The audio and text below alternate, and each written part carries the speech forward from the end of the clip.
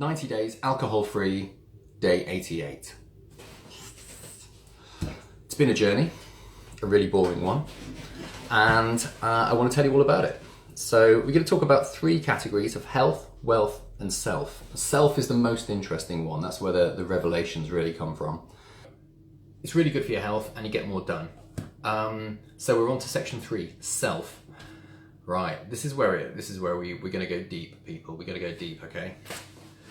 When you take alcohol away, your life doesn't suddenly become amazing. You get this flurry of enthusiasm for exercise and stuff like that, and which is a bit like a kind of New Year's resolution syndrome. It burns out after about a month and you just kind of hit a new normal. What it does do is expose you to yourself, which can be in every way a sobering experience. I've realized that I get stressed out really quite easily, and a low threshold to stress is linked to low self-esteem. But I realized that there have been like big holes in my self-esteem that I previously covered up with alcohol. And like I say, I wasn't drinking all the time, but it's always been a part of my life.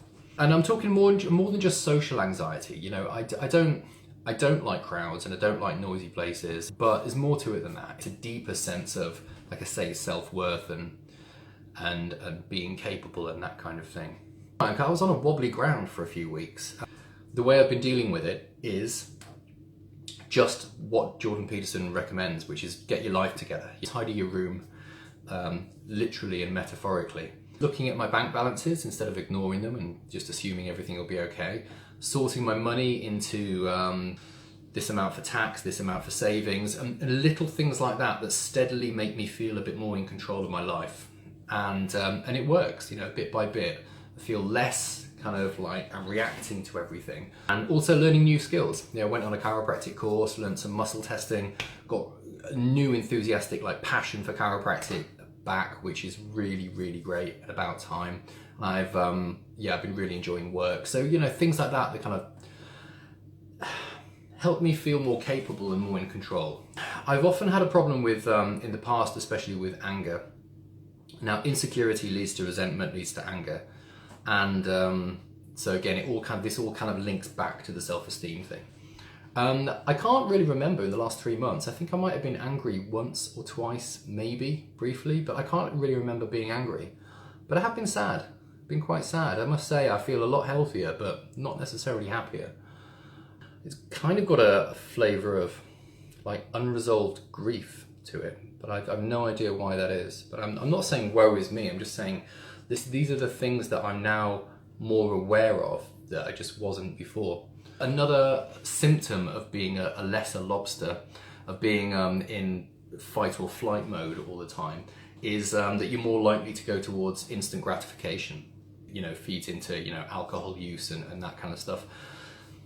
Because you're looking for anything that will make you feel better, anything that will make you feel good. You know, why not grasp at, you know, moments of pleasure, even though they might not be that good for you? So when you take that away, again, you're kind of on wobbly ground for a while. But you have to work on, well, what else is going to make me feel good? Okay, well, I'll go to the gym. And you start doing more constructive things, which is, I guess, how the reward centers in the brain are supposed to work. But it is easy to just start eating a load of sugar, which is what I found myself doing. And so that's just something to look out for. If I'm honest, I feel like I could have made more effort in terms of going out. You know, I've just not been in the mood for it. We have done a couple of times, but it's always time for bed at 10 o'clock. And I miss being silly. I just really miss being silly. Like, I haven't made any silly videos. And again, you can say, well, this is maybe I need more time. I miss just silliness. And I know a lot of people don't need alcohol for that. And I'm not saying I need alcohol necessarily to be drunk in order to be like that, but it's more about having a release and not having the constant tone of all work and no wine makes Mike a dull boy. You know, I've been on these forums, 1 year no beer, which is like the challenge that I set out to do. And there are thousands of people on there saying, you know, my life is so amazing since I'm alcohol free, my relationship's better, my health's better, I found a new lust for life, I'm, you know, signed up for a marathon, blah, blah, blah, blah. Personally, I found that my health is a lot better, but I'm really looking forward to having that sort of sense of release and silliness back. That's something that I want in my life. I don't want to sound like I'm putting a downer on it.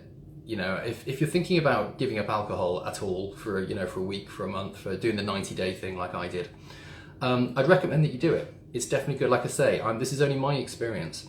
If you're just looking for a quick health reboot, you know, you just want to have more energy, lose a bit of weight, feel better, get your energy back. You know, there's loads of health benefits. Do it for a month.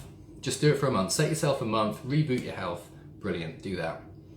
If you really want some like deep, proper healing, do 3 months. Give your body a chance to really kind of reboot, reset. But be prepared to face yourself. And you probably will, kind of, you know, love what you find underneath there. But you may also find that maybe there's some work to be done. And that's been my experience. See you in the pub.